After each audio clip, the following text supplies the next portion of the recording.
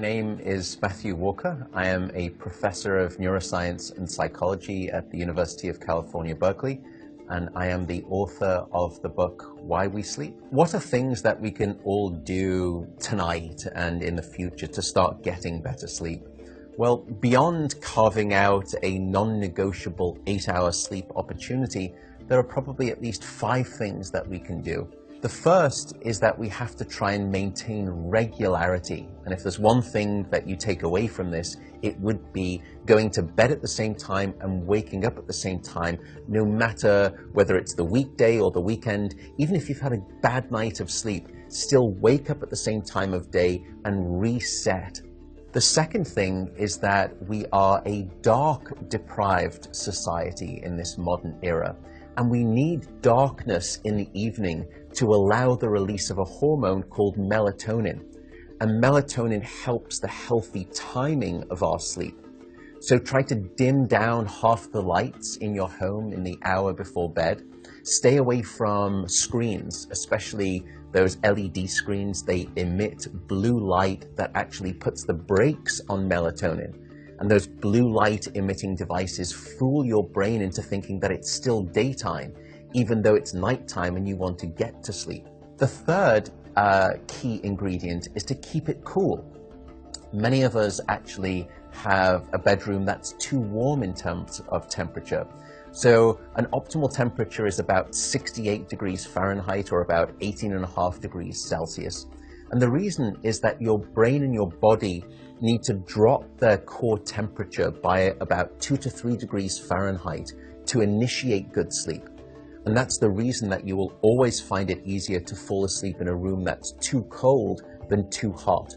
So having a cool room actually takes your brain and body in the right temperature direction to get good sleep. The fourth critical factor is actually avoiding alcohol and caffeine.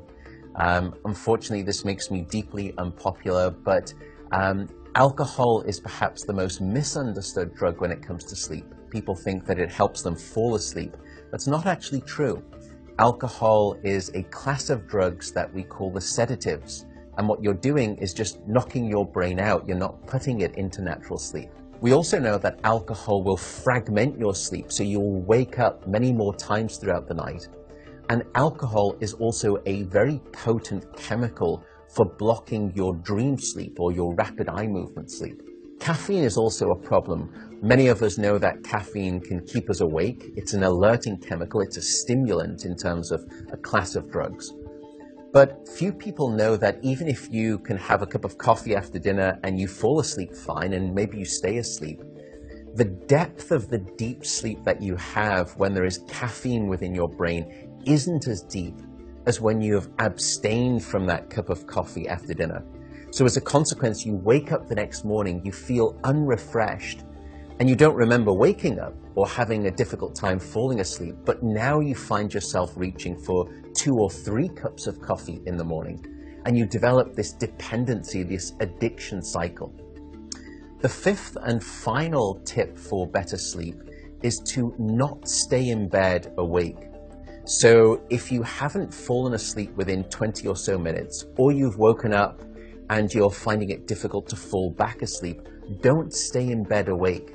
The reason is that your brain very quickly starts to learn the association between your bed being about the place that you're awake rather than your bed being about sleep.